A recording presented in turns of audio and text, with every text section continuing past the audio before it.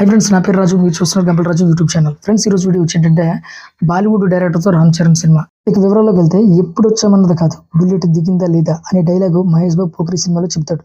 కొంతమంది ఇండస్ట్రీకి దర్శకులుగా పరిచయం అవడానికి కొంత టైం తీసుకోవచ్చు, కానీ వాళ్ళ దర్శకులుగా పరిచయం తర్వాత వాళ్ళ సినిమాలు ఇచ్చే ఇంపాక్ట్ నెక్స్ట్ లెవెల్లో ఉంటాయి. బాలీవుడ్ ఫిల్మ్ ఇండస్ట్రీలో రాజ్ కుమార్ హిరానీ కూడా చాలా లేటుగా దర్శకుడు అయ్యాడు.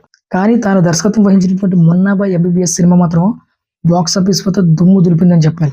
మున్నాబాయ్ ఎంబీబీఎస్ సినిమాని తెలుగులో శంకర్ దాదా ఎంబీబీఎస్ పేరుతో చిరంజీవి గారు రీమేక్ కూడా చేశారు. తెలుగులో కూడా ఆ సినిమా అద్భుతమైన సక్సెస్ కూడా సాధించింది. ఆ తర్వాత రాజ్ కుమార్ హిరానీ మున్నాబాయ్ లగే రహో అనే సినిమాను కూడా చేశారు. ఆ సినిమా బాలీవుడ్ లో హిట్ అయింది కూడా. తెలుగులో కూడా రీమేక్ చేశారు, కానీ ఊహించినంత స్థాయిలో అది పెద్దగా సక్సెస్ సాధించలేదు.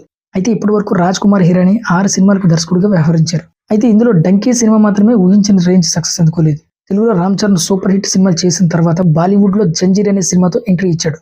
ఆ సినిమా ఊహించిన రేంజ్ సక్సెస్ సాధించలేకపోయింది. కానీ చాలా మంది బాలీవుడ్ ప్రముఖులు రామ్ చరణ్ తేజ్ను టార్గెట్ చేస్తూ నెగిటివ్స్ కామెంట్స్ కూడా పెట్టారనమాట ఆ టైంలో. అయితే వాళ్ళందరికీ త్రిబుల్ అనే సినిమాతో ఆన్సర్ కూడా చెప్పేశాడు మన global star Ram Charan. Triple సినిమాతో చరణ్ నటించినటువంటి విధానం నెక్స్ట్ లెవెల్.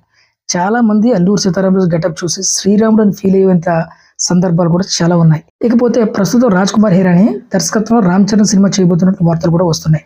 బాలీవుడ్ లో అప్పుడు అనుకున్న సక్సెస్ సాధించకపోయినా కూడా దర్శకుడు రాజ్ కుమార్ హిరానీ ఎటువంటి సినిమాలు తీశారో మన అందరికీ ఒక అవగాహన ఉంది. ఈసారి మాత్రం చరణ్ తో సినిమా చేస్తే పక్కా సక్సెస్ కొడతారు అనే నమ్మకం కూడా ఉంది. అయితే ఏం జరుగుతుందో చూడాలంటే కొన్ని రోజులు వెయిట్ చేయాలి.